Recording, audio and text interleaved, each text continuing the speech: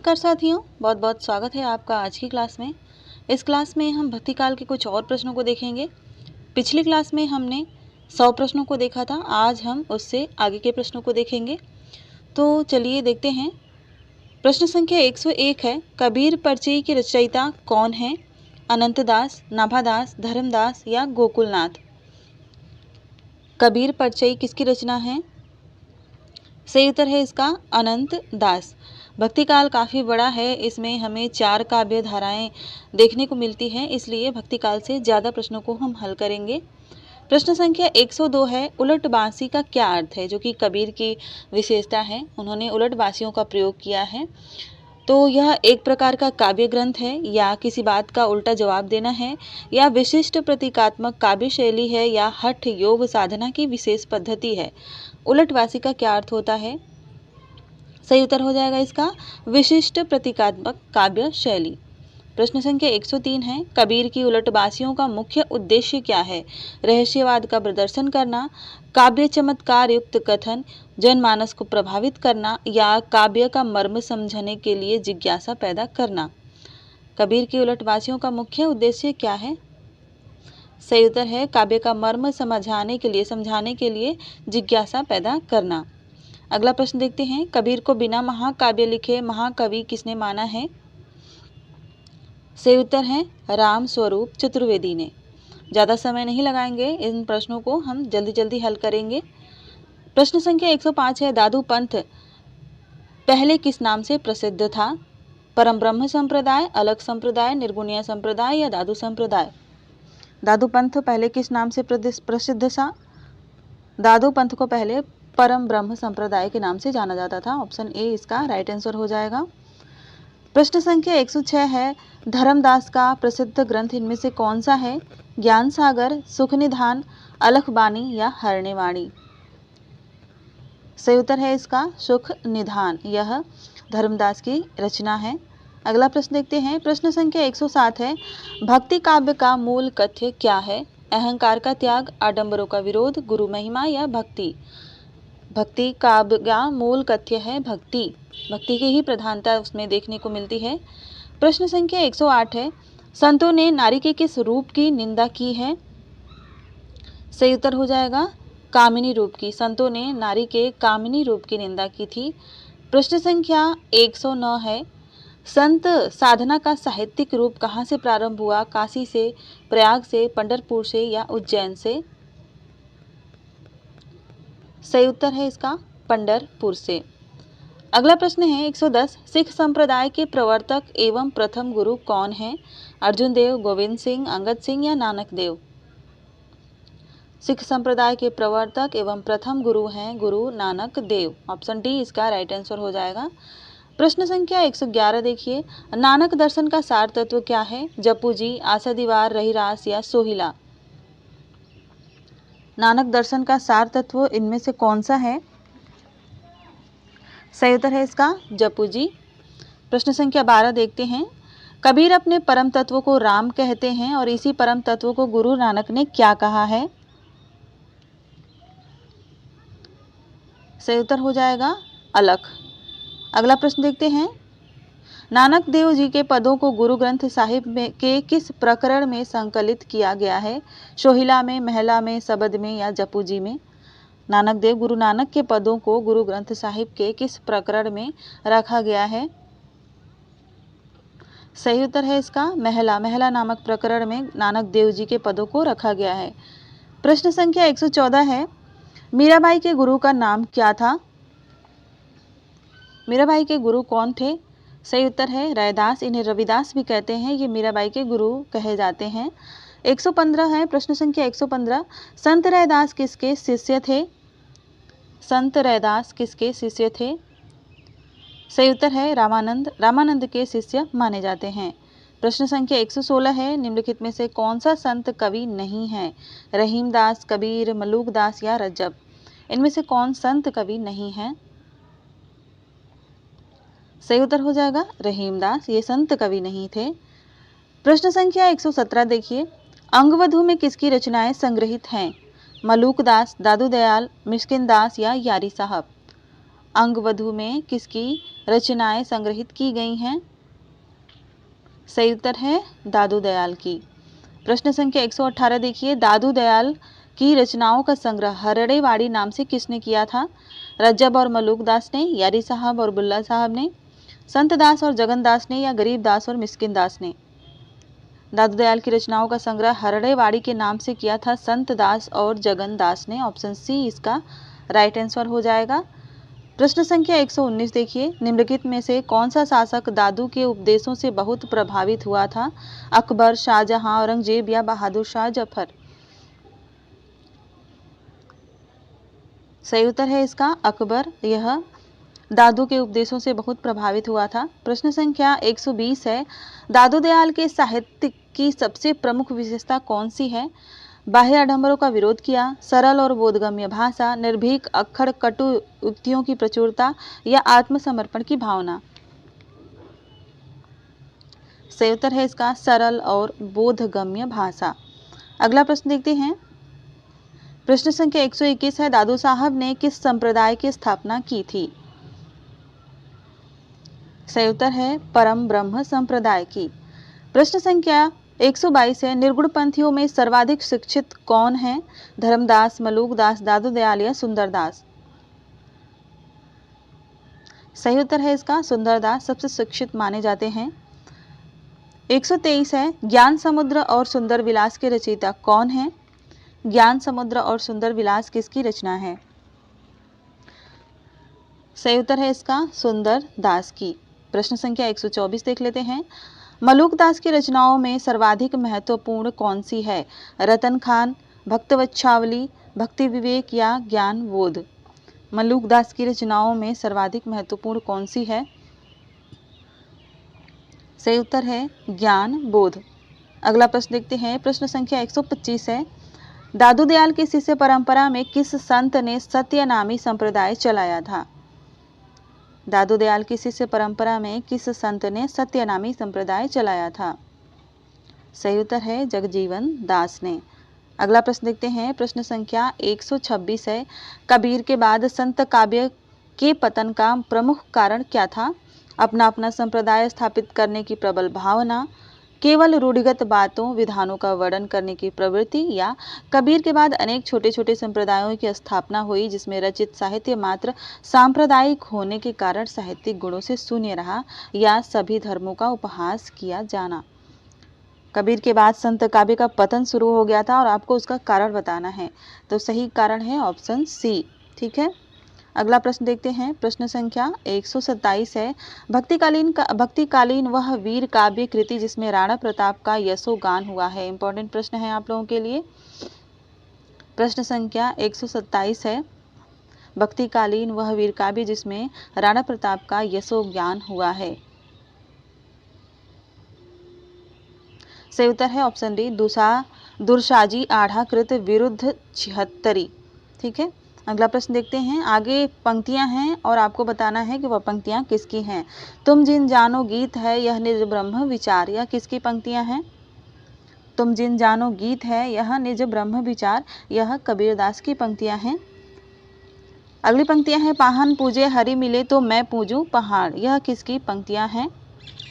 यह भी कबीरदास की पंक्तियां हैं। प्रश्न संख्या 130 देखते हैं। मैं कहता हूँ आँखन देखी, तू कहता कागज की लेखी, यह किसकी पंक्तियां हैं? सही उत्तर है इसका कबीर, यह कबीर की पंक्तियां हैं। प्रश्न संख्या 131 है, धरती बरसे अंबर भीजे बूझे बिरला कोई, यह किसकी पंक्तियां हैं? यह भी कबीरदास की ही पंक्ति हैं। प्रश्न संख्या 132 बताइए, रस गगन गुफा में अझर झरे, यह किसकी पंक्ति है? यह भी पंक्ति कबीर दास की है। जाको राखे साइया मार सके न कोई, यह किसकी पंक्ति है? सही उत्तर है इसका कबीर दास। प्रश्न संख्या 134 है, अब पछताए होत क्या जब चिड़िया चुग गई खेत, यह किसकी पंक्ति है?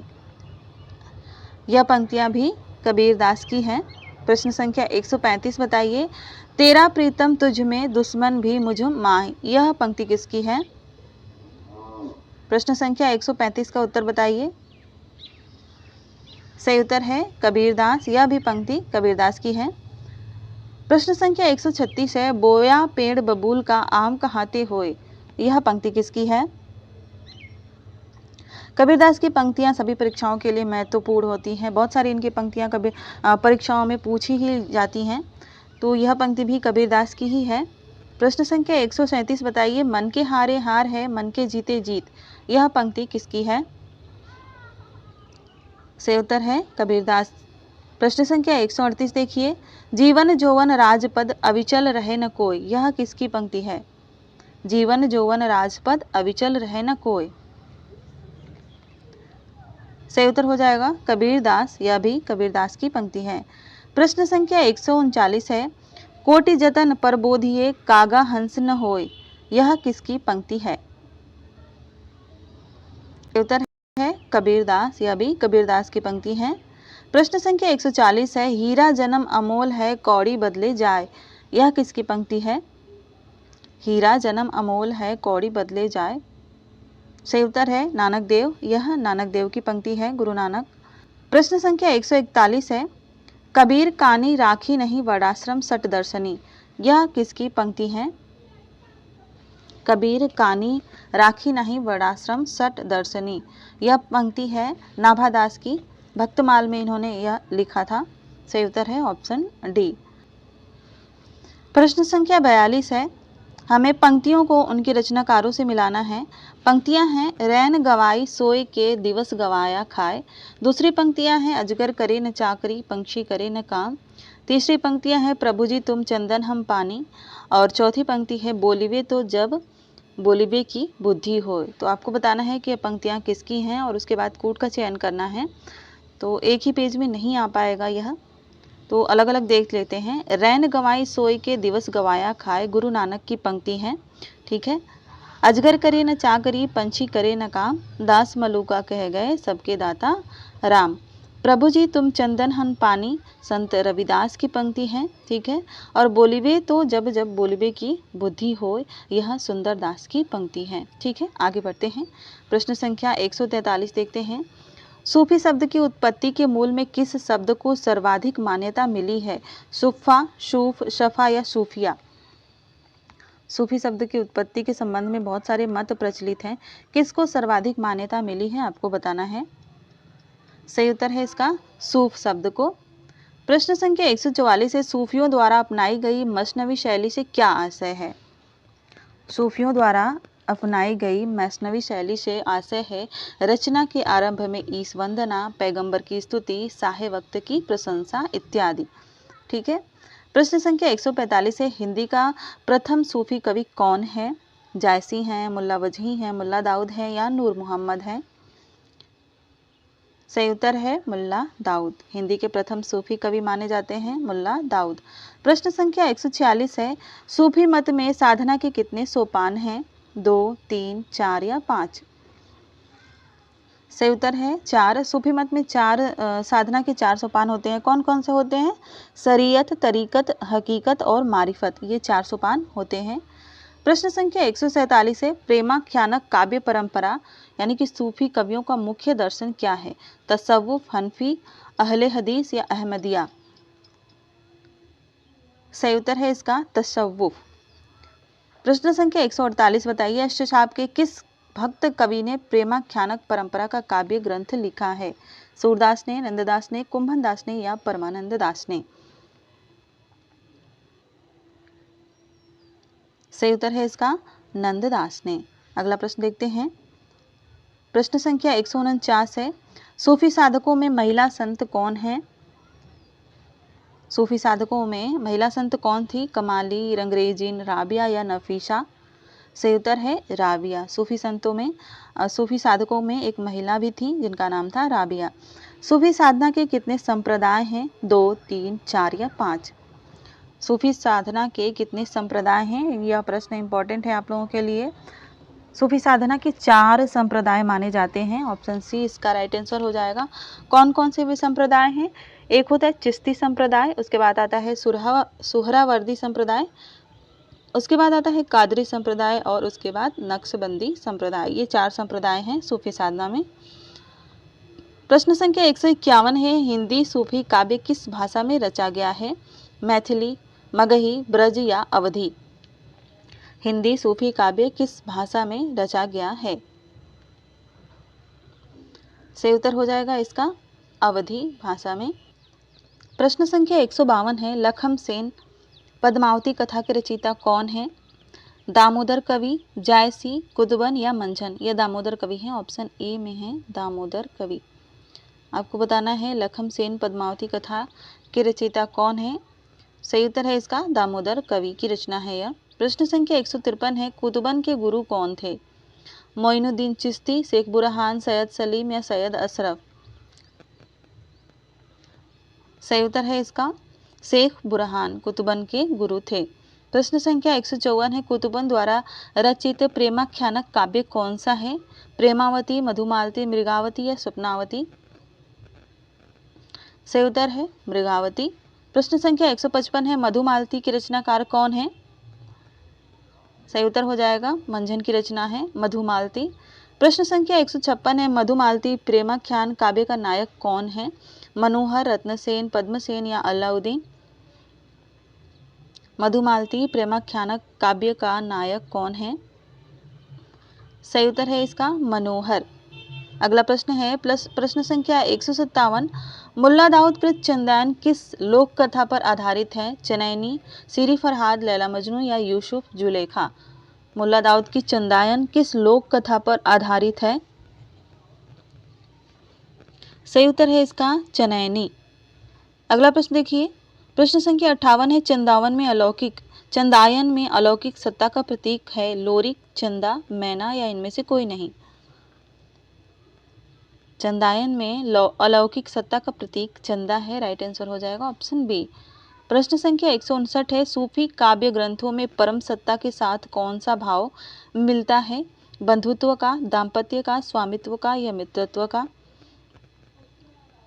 सही उत्तर है इसका दाम्पत्य का। प्रश्न संख्या 160 है, असाहित्यकृत हंसावली की रचना का स्रोत क्या है? रामायण की कथा, विक्रम वेताल की कथा, नल दमयंती की कथा या लैला मजनू की कथा? सही उत्तर है विक्रम बेताल की कथा। अगला प्रश्न है प्रश्न संख्या 161 है, सूफी कवि प्रेमाश्रयी काव्य धारा के लिए कवि कहे गए हैं क्योंकि सूफी काव्य में प्रेम की उत्कट विरह व्यंजना और प्रतीकात्मकता है, सूफी काव्य रोमांचक आख्यानों से जुड़ा है या सूफी काव्य में जन्मांतर के बीच की प्रेम की अखंडता व्यक्त की गई है या सूफी काव्य में संयोग श्रृंगार का वर्णन अतिशयोक्तिपूर्ण नहीं है। सूफी कवि प्रेमाश्रयी काव्यधारा के कवि कहे गए हैं तो क्यों कहे गए हैं? राइट आंसर है इसका ऑप्शन ए, सूफी काव्य में प्रेम की उत्कट विरह व्यंजना और प्रतीकात्मकता है। प्रश्न संख्या 162 है, अनल हक यानी कि मैं ही ब्रह्म हूँ किसने घोषित किया था?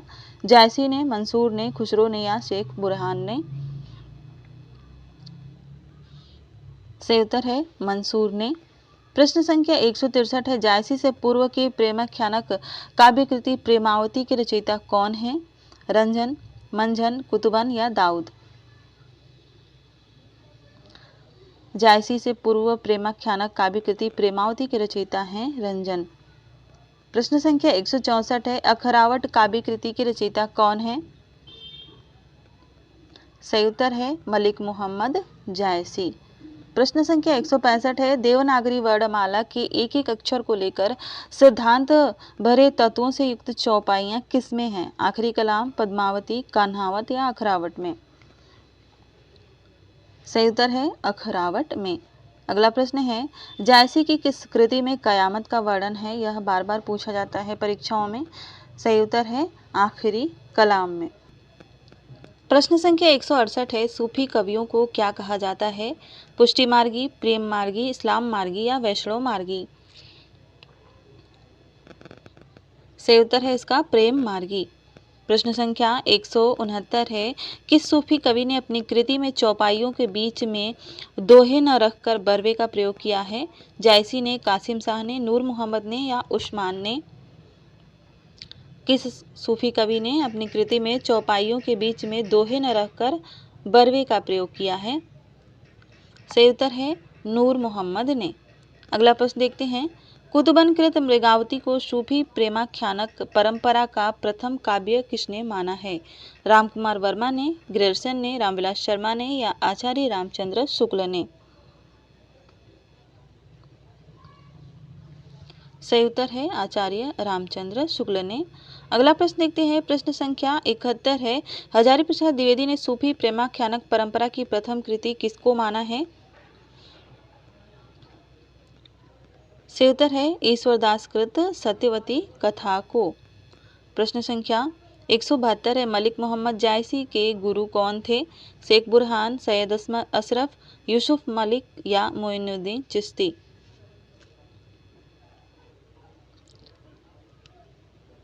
सही उत्तर है सैयद अशरफ। इन्होंने पंक्तियां भी लिखी हैं, सैयद अशरफ पीर प्यारा।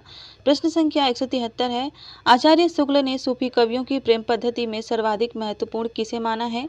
लौकिक प्रेम को, दार्शनिक अभिव्यक्ति को, प्रेम की पीर को या प्रतीकात्मक प्रेम को? सही उत्तर है प्रेम की पीर को। अगला प्रश्न है, प्रश्न संख्या 174, सूफी काव्य के संदर्भ में कौन सा कथन असत्य है? सभी सूफी प्रबंध काव्य अवधी भाषा में लिखे गए हैं। सभी रचनाएं फारसी की मसनवी शैली में लिखी गई हैं। सूफी काव्य में लौकिक प्रेम के द्वारा अलौकिक प्रेम की अभिव्यंजना हुई है, या सूफी काव्य में वर्णित सभी घटनाएं और पात्र शुद्धतम ऐतिहासिक हैं? आपको असत्य कथन चुनना है। सही उत्तर है ऑप्शन डी, सूफी काव्य में वर्णित सभी घटनाएं और पात्र शुद्धतम और ऐतिहासिक हैं, यह असत्य है।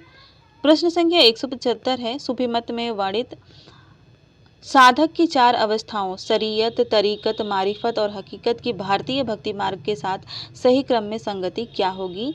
यह इंपॉर्टेंट प्रश्न है आप लोगों के लिए।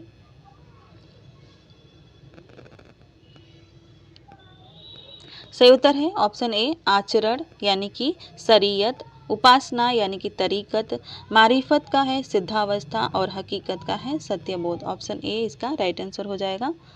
प्रश्न संख्या 176 है, सूफी कवियों की सबसे प्रिय अलंकार सूफी कवियों का कौन सा है? वक्रोक्ति, समासोक्ति, अनुप्रास या श्लेष? सूफी कवियों का सबसे प्रिय अलंकार कौन सा है?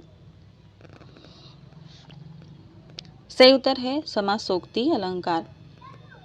प्रश्न संख्या 177 है, भारतीय अद्वैतवाद में जो स्थान माया का है, सूफी काव्य में वह स्थान किसका है? वैभव, लक्ष्मी, शैतान या इंसान? भारतीय अद्वैतवाद में जो स्थान माया का है, सूफी काव्य में वह स्थान किसका है? शैतान का। ऑप्शन सी इसका राइट आंसर हो जाएगा।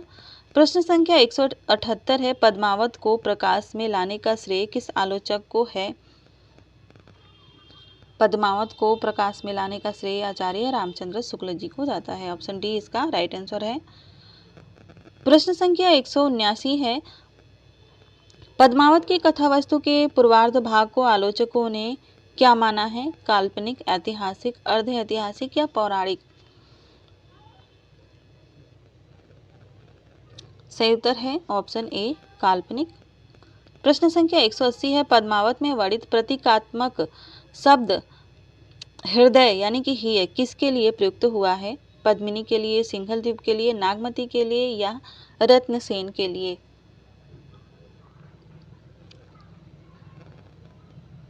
सही उत्तर है इसका सिंघल द्वीप के लिए। अगला प्रश्न है, पद्मावत में पद्मिनी किसका प्रतीक है? साधक का, माया का, परम सत्ता का या गुरु का? सही उत्तर है परम सत्ता का। तोता जो है वह गुरु का प्रतीक माना गया है। प्रश्न संख्या 182 है, पद्मावत की भाषा क्या है? संस्कृत निष्ठ अवधि, ब्रज मिश्रित अवधि, राजस्थानी मिश्रित अवधि या साहित्यिक अवधि? पद्मावत की भाषा क्या है? सही उत्तर है इसका साहित्यिक अवधि। ऑप्शन डी इसका राइट आंसर हो जाएगा। प्रश्न संख्या 183 है, पद्मावत का कौन सा खंड हिंदी साहित्य की अनुपम निधि माना जाता है? पद्मावती वियोग खंड, नागमती वियोग खंड, राजा सुहा संवाद खंड या नागमती सुहा संवाद खंड? सही उत्तर है नागमती वियोग खंड या हिंदी साहित्य की अनुपम निधि माना जाता है। प्रश्न संख्या 184 देखिए, पद्मावत को अनुक्ति के स्थान पर अब प्रायः समासोक्ति माना जाने लगा क्योंकि? पद्मावत के प्रतीक अधूरे और अटपटे हैं। पद्मावत का उपसंहार का जो पद अनियुक्ति के आधार पर है उसे आलोचकों ने प्रक्षिप्त सिद्ध कर दिया है। यह पद्मावत को अनियुक्ति घोषित करने वाले आलोचकों की संख्या नगण्य है। यह पद्मावत पूर्णतः काल्पनिक महाकाव्य है। इंपॉर्टेंट प्रश्न है आप लोगों के लिए यह। सही उत्तर है सही उत्तर है ऑप्शन बी। पद्मावत का उपसंहार का जो पद अनियुक्ति के आधार पर है उसे आलोचकों ने प्रक्षिप्त सिद्ध कर दिया गया है, इसलिए अब अनियुक्ति के स्थान पर समासोक्ति माना जाने लगा है। प्रश्न संख्या 185 है, किस ग्रंथ को पद्मावत की छाया माना जाता है? कन्हावत, मधुमालती, चित्रावली या ज्ञानदीप? किस ग्रंथ को पद्मावत की छाया माना गया है, कहा गया है? सही उत्तर है इसका चित्रावली को। प्रश्न संख्या 186 है, किस काव्य ग्रंथ का कथानक पद्मावती से प्रभावित है? माधवानल कामगंधला, सत्यवती कथा, चिताई वार्ता, लखनसेन पद्मावती कथा? सही उत्तर है चिताई वार्ता। प्रश्न संख्या 187 है, केवल दोहा छंद में रचित प्रेमाख्यानक काव्य कौन सा है? इंपॉर्टेंट है। केवल दोहा छंद में कौन सा रचित है? नंददास की रूप मंजरी, ईश्वरदास की सत्यवती कथा, दामोदर का लखनसेन पद्मावती कथा या गणपतिकृत माधवानल कामकंदला? सही उत्तर है गणपतिकृत माधवानल कामकंदला। यह केवल दोहा छंद में रचित प्रेमाख्यानक काव्य है। प्रश्न संख्या 188 है, ईश्वरदास कृत सत्यवती कथा का नायक कौन है? ऋतुपर्ण, मदन सेन, लक्ष्मण सेन या रतन सेन? सही उत्तर है ऋतुपर्ण, यह सत्यवती कथा का नायक है। प्रश्न संख्या 189 है, उस्मान कृत चित्रावली का नायक कौन है? चित्रसेन, सुजान, सुभान या सुदास? चित्रावली का नायक है Sujan, option B right answer है। प्रश्न संख्या 190 है, सर्वाधिक प्रेमाख्यानक काव्य ग्रंथों के रचयिता कौन है? जायसी, मुल्ला दाऊद, जानकवि या शेख नबी? सर्वाधिक प्रेमाख्यानक लिखे हैं जानकवि ने, ऑप्शन सी इसका राइट आंसर हो जाएगा। प्रश्न संख्या 191 है, रस रतन के रचयिता कौन है? जानकवि, शेख निसार, शेख नबी या पुहकर? रस रतन के रचयिता कौन है? सही उत्तर है इसका पुहकर, पुहकर की रचना है। प्रश्न संख्या 192 है, हिंदी का प्रथम प्रामाणिक और बड़ा महाकाव्य कौन सा है? रामचरितमानस, रामचंद्रिका, पद्मावत या कामायनी? सही उत्तर है इसका पद्मावत, यह हिंदी का प्रथम प्रामाणिक और बड़ा महाकाव्य है। अगला प्रश्न देखते हैं। अगला प्रश्न है, प्रेमाख्यानक काव्य के संबंध में कौन सा कथन असत्य है? सूफी प्रेम गाथाएं फारसी की मसनवी शैली में लिखी गई हैं। सूफी प्रेम गाथाएं प्रायः प्रबंधात्मक हैं। अधिकांश सूफी काव्य रहस्यवादी है या सूफी प्रेम गाथाओं का मूल रस वीर है? सही उत्तर है सूफी प्रेम गाथाओं का मूल रस वीर है, यह असत्य है। वीर नहीं है, वीर रस नहीं है, अतः मूल रस क्या है? श्रृंगार रस है। प्रश्न संख्या 194 है, नीचे दो वक्तव्य दिए गए हैं और एक को कथन ए तथा दूसरे को कारण की संज्ञा दी गई है और बताना है कि क्या सही है। सूफी मत एकेश्वरवादी है और उसका ईश्वर प्रेम में है, इसलिए वह जगत के कण कण से प्रेम करता है। और अब हमें चुनना है सही कथन। पहला कथन है, ए और आर दोनों सही हैं और ए की व्याख्या आर है। दूसरा कथन है, ए और आर दोनों सही हैं और ए की व्याख्या आर नहीं है, व्याख्या नहीं करता है लेकिन दोनों सही हैं। ऑप्शन सी है, ए सही है परंतु आर गलत है। ऑप्शन डी है, ए गलत है और आर सही है। आपको सही कथन का चुनाव करना है, तो राइट आंसर हो जाएगा ऑप्शन ए और आर दोनों सही हैं और ए की व्याख्या आर करता है। ठीक है। प्रश्न संख्या 195 है, पंक्ति हैं और आपको बताना है कि पंक्तियां किसकी हैं। मानुष प्रेम भयो वैकुंठी किस कवि की पंक्ति है? तुलसीदास, नंददास, ईश्वरदास या जायसी? मानुष प्रेम भयो वैकुंठी जायसी की पंक्तियां हैं, ऑप्शन डी राइट आंसर हो जाएगा। प्रश्न संख्या 196 है, सन 927 आह कथा आरंभ बैन कवि कहा किसकी पंक्ति है? पद्मावत, अखरावट, चित्रावती या आखिरी कलाम? सही उत्तर है पद्मावत। यह पद्मावत की पंक्तियां हैं। प्रश्न संख्या 197 पंक्ति बताइए। तुर्की अरबी हिंदवी भाषा जेती आही जा में मार्ग प्रेम का सबे सराहे ताय। यह पंक्ति किसकी है? सही उत्तर है मलिक मोहम्मद जायसी की पंक्ति है। प्रश्न संख्या 198 है। विक्रम धनसा प्रेम का बारा सपनावती कह भयऊ पतारा। यह किसकी पंक्ति है?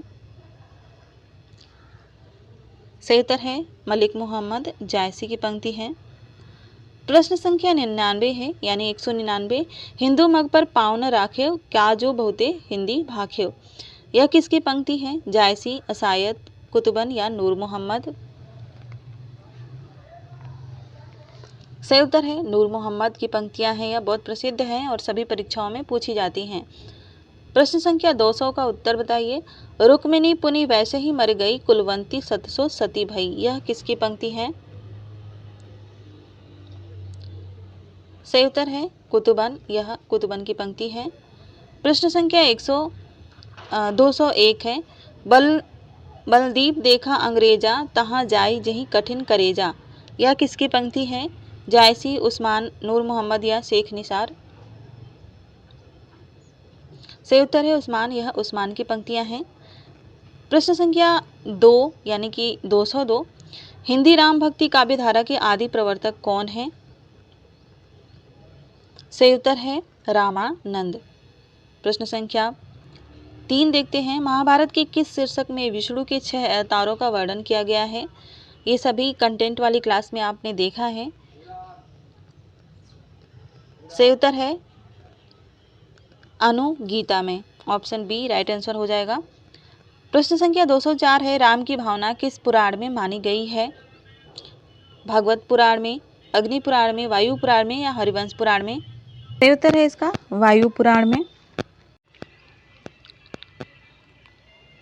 अगला प्रश्न है। 7वें अलवार भक्त का नाम जो राम के अनन्य भक्त थे कौन है? कुलशेखर, काटकोप, नमना अलवार या आंडाल। सही उत्तर है कुलशेखर। 7वें अलवार और राम के अनन्य भक्त थे।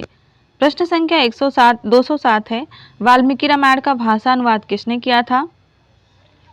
सही उत्तर है विष्णु दास ने। प्रश्न संख्या 208 है। तुलसीदास को कलिकाल का वाल्मीकि किसने कहा था? सही उत्तर है नाभा दास ने। प्रश्न संख्या 209 है। भक्तमाल के टीकाकार इनमें से कौन है? सही उत्तर है प्रियादास ने भक्तमाल की टीका लिखी थी। प्रश्न संख्या 210 है। गोस्वामी तुलसीदास के गुरु कौन थे? सही उत्तर है नरहरि दास। इन्होंने शेष सनातन से भी शिक्षा ली थी। प्रश्न संख्या 211 है। तुलसीदास नाटक के रचयिता कौन है? सही उत्तर है जगन्नाथ प्रसाद चतुर्वेदी। तुलसीदास नामक नाटक इन्होंने लिखा है। प्रश्न संख्या 12 है। तुलसी चरित्र के रचनाकार कौन है? सही उत्तर है रघुबर दास। प्रश्न संख्या 213 है। तुलसीदास को बुद्धदेव के बाद सबसे बड़ा लोक नायक किसने कहा है? सही उत्तर है डॉक्टर जॉर्ज ग्रियर्सन ने। प्रश्न संख्या 14 है। राम काव्य धारा की सबसे प्रमुख भाषा कौन सी है? सही उत्तर है अवधी। प्रश्न संख्या 215। तुलसीदास की अलौकिक घटनाओं का चित्रण किसमें हुआ है? किस रचना में हुआ है? सही उत्तर है गोसाई चरित रचना में तुलसीदास की अलौकिक घटनाओं का चित्रण हुआ है। प्रश्न संख्या 16 है। तुलसीदास को चलता फिरता तुलसी तरु किसने कहा है? सही उत्तर है मधुसूदन सरस्वती ने। प्रश्न संख्या 17 है। तुलसीदास जी विद्यमान थे कौन सी शताब्दी में? सही उत्तर है 16वीं शताब्दी में। प्रश्न संख्या 218। तुलसीदास की माता का नाम क्या था? सही उत्तर है हुलसी। प्रश्न संख्या 19 है यानी 219। तुलसीदास के कितने ग्रंथ प्रामाणिक माने गए हैं? तुलसीदास के 12 ग्रंथ प्रामाणिक माने जाते हैं। प्रश्न संख्या 220 है। पंक्तियां हैं। संवत 1631 करऊ कथा हरिपद धरि सीसा।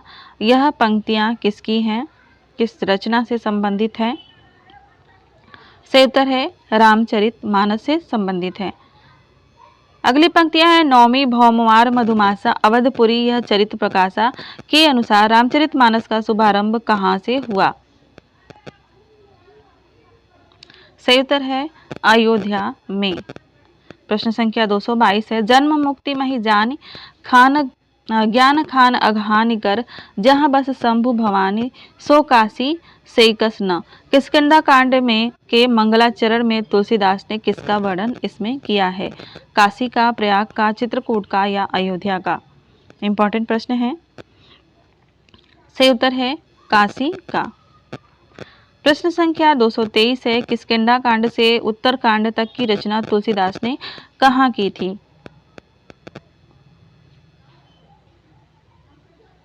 सही उत्तर है इसका काशी में की थी। अगला प्रश्न देखते हैं। प्रश्न संख्या 224 है, तुलसीदास ने रामचरितमानस की रचना कब से आरंभ की थी? ईस्वी सन में बात करें तो सही उत्तर है इसका 1574 ईस्वी में। प्रश्न संख्या 225 है, भक्तिकाल के किस कवि ने अपनी हिंदी की रचनाओं में संस्कृत की सभी शास्त्रीय परंपराओं का निर्वहन किया है? तो ऐसा किया है तुलसीदास जी ने। प्रश्न संख्या 26 है, कृष्ण गीतावली काव्य कृति के रचनाकार कौन है? कृष्ण गीतावली तुलसीदास की ही रचना है, जिसमें इन्होंने कृष्ण का वर्णन भी किया है। प्रश्न संख्या 227 है, विनय पत्रिका का एक अन्य नाम क्या है? सही उत्तर है इसका राम विनयावली। प्रश्न संख्या 228 है, विनय पत्रिका की भाषा क्या है? सही उत्तर है ब्रजभाषा। प्रश्न संख्या 229 देखिए, विनय पत्रिका की रचना किस रूप में है? विनय पत्रिका एक गीति काव्य है। प्रश्न संख्या 230 है, विनय पत्रिका में आत्मनिवेदन कितने रागों में हुआ है? इंपॉर्टेंट प्रश्न है यह। सही उत्तर है 21 रागों में। प्रश्न संख्या 230 है, विनय पत्रिका का प्रमुख रस क्या है? सही उत्तर है शांत रस। प्रश्न संख्या 32 है, विनय पत्रिका का विषय क्या है? सही उत्तर है आध्यात्मिक जीवन। प्रश्न संख्या 233 देखिए, विनय पत्रिका में कितने पद हैं? विनय पत्रिका में 280 पद हैं। प्रश्न संख्या 234 है, तुलसीदास की प्रथम रचना इनमें से कौन सी है? सही उत्तर है गीतावली। प्रश्न संख्या 35 है, तुलसीदास की काव्य कला की सबसे मधुरतम अभिव्यक्ति किस रचना में हुई है? सही उत्तर है इसका गीतावली में। अगला प्रश्न है, गीतावली का रचना रूप क्या है?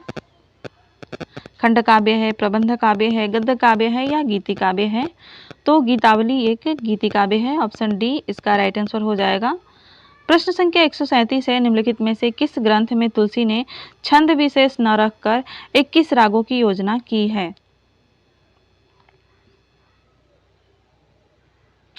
सही उत्तर है गीतावली में।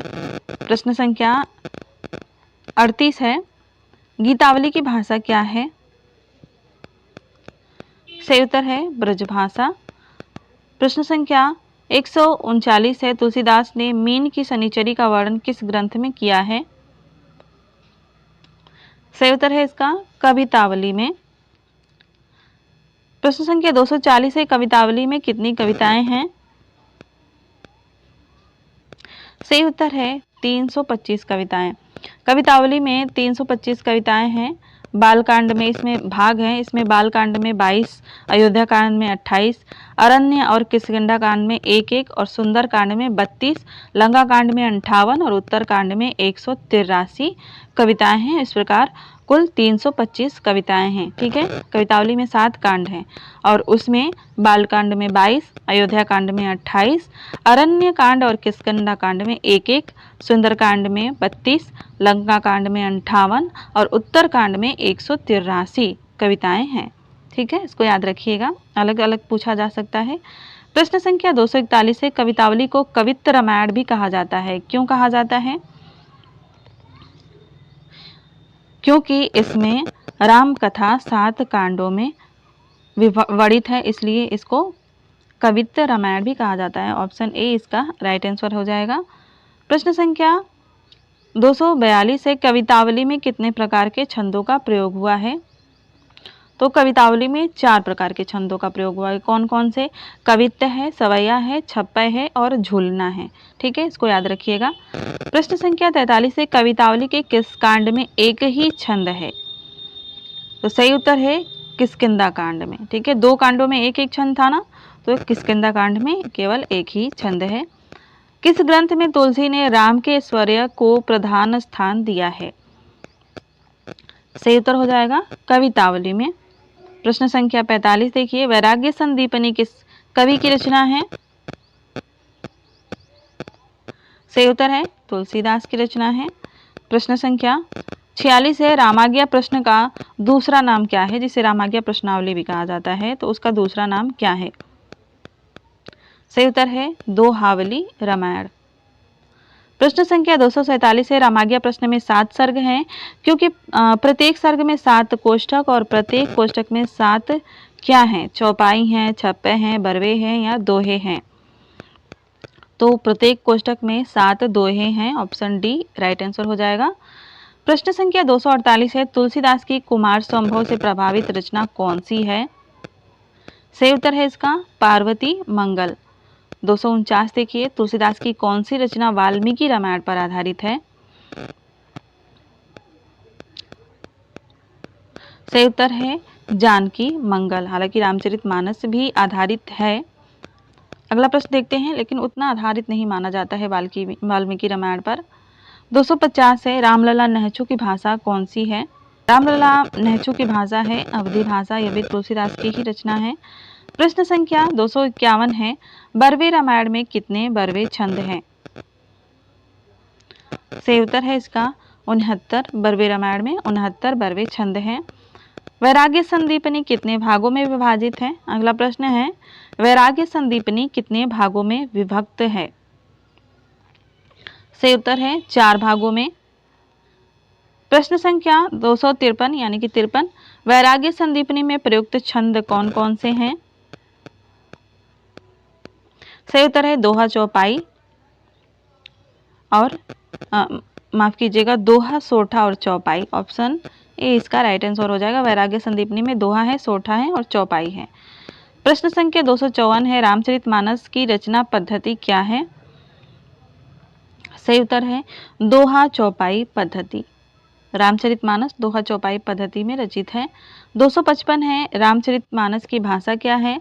सही उत्तर हो जाएगा अवधी। प्रश्न संख्या 256 देखते हैं, रामचरितमानस को पूरा करने में तुलसी को कितना समय लगा था? यह परीक्षाओं में बार बार यह प्रश्न पूछा जाता है कि रामचरितमानस को पूरा करने में तुलसीदास को कितना समय लगा था? सही उत्तर है 2 वर्ष 7 माह। प्रश्न संख्या 257 है, रामचरितमानस में किस संवाद का संबंध नहीं है? राम सीता संवाद, शिव पार्वती संवाद, याज्ञवल्क्य भारद्वाज संवाद या काकभूषुंडी गरुड़ संवाद? इनमें किसका संवाद नहीं मिलता है? सही उत्तर है राम सीता संवाद नहीं है। प्रश्न संख्या 258 है, रामचरितमानस में कितने कांड हैं? बहुत ही आसान सा प्रश्न है। रामचरितमानस में 7 कांड हैं और कांडों का अनुक्रम पूछ लिया जाता है, सही क्रम में लगाने को पूछ लिया जाता है। रामचरितमानस के कांडों का सही अनुक्रम क्या है? अरण्य कांड, अयोध्या कांड, सुंदर कांड या किष्किंधा कांड? चारों कांडों को क्रम से लगाना है। आप इसको ट्रिक से याद कर सकते हैं। सही उत्तर है अयोध्या कांड, अरण्य कांड, किष्किंधा कांड और सुंदर कांड। ठीक है, बालक अयोध्या ने अरण्य की, सुंदर लंका को उत्तर दिया। ठीक है, यहाँ पर लंका कांड हो जाएगा, सुंदर लंका को उत्तर दिया यानी कि उत्तरकांड। इस तरह से आप याद कर सकते हैं। बालक यानी कि बालकांड, अयोध्या यानी कि अयोध्या ने अरण्य की यानी कि अरण्य, और की यानी कि किष्किंधा कांड, अरण्य की सुंदर लंका को उत्तर दिया। बालक अयोध्या ने अरण्य की सुंदर लंका को उत्तर दिया। यहाँ से आप क्रम से याद कर सकते हैं। ठीक है, अयोध्या कांड, अरण्य कांड, किष्किंधा कांड, सुंदर कांड। यह बार बार परीक्षाओं में पूछा जाता है, यह गलत नहीं होना चाहिए। प्रश्न संख्या 260 है, सीता जी की वंदना करते हुए उनको कन्या, माँ और प्रिया के रूप में किसने स्मरण किया है? वाल्मीकि जी ने, मैथिली शरण गुप्त ने, तुलसीदास ने या उनमें से कोई नहीं? सही उत्तर हो जाएगा इसका तुलसीदास ने ही उनको कन्या, माँ और प्रिया के रूप में स्मरण किया है। जनक सुता जगजननी जानकी अतिशय प्रिय करुणा निधान की, इस पंक्ति में इन्होंने इन्हें कन्या, माँ और प्रभु राम की प्रिया के रूप में स्मरण किया है। अब देखते हैं यहाँ पर एक छोटा सा गद्यांश है और इससे प्रश्न पूछे गए हैं। तो अब गद्यांश वाले प्रश्न नहीं आते हैं तो इसको हम लोग छोड़ देंगे। किस प्रश्न से? 261 से 264 तक। ठीक है, 265 देखते हैं। आचार्य शुक्ल ने लोक मंगल का कवि किसे माना है? सही उत्तर है तुलसीदास को। प्रश्न संख्या 266 है, हिंदी का जातीय कवि किसे कहा जाता है? तो यह भी तुलसीदास को ही कहा जाता है। अवधि का निजी छंद कौन सा है? यह आपको बताना है। सही उत्तर है बरवे। प्रश्न संख्या 268 है, अवधी भाषा के सर्वाधिक लोकप्रिय महाकाव्य का नाम क्या है? तो वह है रामचरित मानस। 269 है, तुलसीदास ने भ्रमर गीत परंपरा के अंतर्गत भ्रमर गीत की रचना की है, वह किस में संकलित है? किस रचना में? सही उत्तर है कृष्ण गीतावली में इन्होंने भ्रमर गीत परंपरा का निर्वहन किया है। प्रश्न संख्या 70 है, तुलसीदास द्वारा शारीरिक पीड़ा से मुक्ति हेतु लिखा गया ग्रंथ कौन सा है? सही उत्तर है इसका हनुमान बाहुक। प्रश्न संख्या 271 है, तुलसीदास द्वारा रचित कौन सा ग्रंथ अवधि में है? निम्न में से कौन सा ग्रंथ अवधि में है? सही उत्तर है जानकी मंगल अवधि में है, बाकी ये तीनों ब्रज भाषा में है। ठीक है, कवितावली, विनय पत्रिका और कृष्ण गीतावली। तुलसीदास द्वारा रचित कौन सा ग्रंथ दार्शनिक माना जाता है? सही उत्तर है वैराग्य संदीपनी। अगला प्रश्न है, तुलसीदास की भक्ति भावना किस वर्ग की है? तुलसीदास ने दास्य भाव की भक्ति की है। अगला प्रश्न देखते हैं, तुलसीदास किस दार्शनिक मत के भक्त कवि थे? सही उत्तर है विशिष्टाद्वैतवाद। अगला प्रश्न देखते हैं। अगला प्रश्न है, अकबर का समकालीन होते हुए भी कौन सा कवि आईने अकबरी में उल्लेखित नहीं है? सही उत्तर है तुलसीदास। तुलसीदास का वर्णन नहीं मिलता है। प्रश्न संख्या 76 है, तुलसीदास को हिंदी का सर्वश्रेष्ठ कवि किसने घोषित किया है? सही उत्तर है आचार्य रामचंद्र शुक्ल इन्हें हिंदी का सर्वश्रेष्ठ कवि मानते हैं और है भी यह तुलसीदास हिंदी के सर्वश्रेष्ठ कवि हैं। प्रश्न संख्या 77 है, तुलसीदास द्वारा रचित खंड काव्य इनमें से कौन सा है? गीतावली और कवितावली, जानकी मंगल, पार्वती मंगल, विनय पत्रिका, वैराग्य संदीपनी, वर्वे रामायण और रामचरितमानस। कौन इनमें से खंड काव्य हैं? सही उत्तर है जानकी मंगल और पार्वती मंगल। प्रश्न संख्या 78 है, भक्ति मार्ग में दाम्पत्य मूलक उपासना को लेकर चलने वाले श्रृंगारी भावना के प्रवर्तक कौन हैं? सही उत्तर है अग्रदास। ऑप्शन सी इसका राइट आंसर हो जाएगा। प्रश्न संख्या 179 है, राम भक्ति में तत्सुखी शाखा के प्रवर्तक कौन हैं?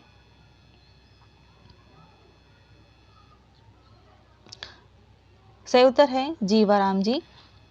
92, कृष्ण का सर्वप्रथम उल्लेख कहाँ मिलता है?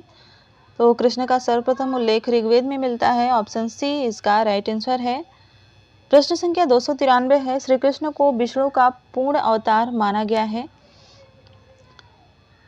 सही उत्तर है भगवत गीता में। अगला प्रश्न है, हिंदी क्षेत्र में कृष्ण भक्ति का सर्वप्रथम प्रचार करने वाले कौन हैं? सही उत्तर हो जाएगा वल्लभाचार्य जी।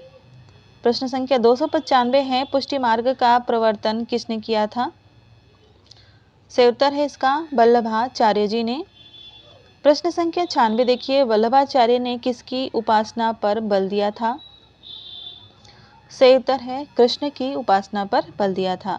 आचार्य वल्लभ के अनुसार जीव कितने प्रकार के होते हैं? सही उत्तर हो जाएगा 3 प्रकार के जीव होते हैं, प्रवाह जीव, मर्यादा जीव और पुष्टि जीव। प्रश्न संख्या 298 है, भक्तिकालीन काव्य की सर्वप्रमुख भाषा क्या है? सही उत्तर है ब्रजभाषा। भक्तिकालीन काव्य की सर्वप्रमुख भाषा ब्रजभाषा है। प्रश्न संख्या 299 है, पुष्टि का अर्थ क्या होता है? पुष्टि का अर्थ होता है भगवद कृपा। और इस क्लास का यह अंतिम प्रश्न है, किस ग्रंथ में पुष्टि मार्ग की विशद व्याख्या की गई है? सही उत्तर है इसका आड़ुभाष्य में पुष्टि मार्ग की विशद व्याख्या की गई है। तो इस क्लास में बस इतना ही देखेंगे। मिलते हैं अगली क्लास में। धन्यवाद।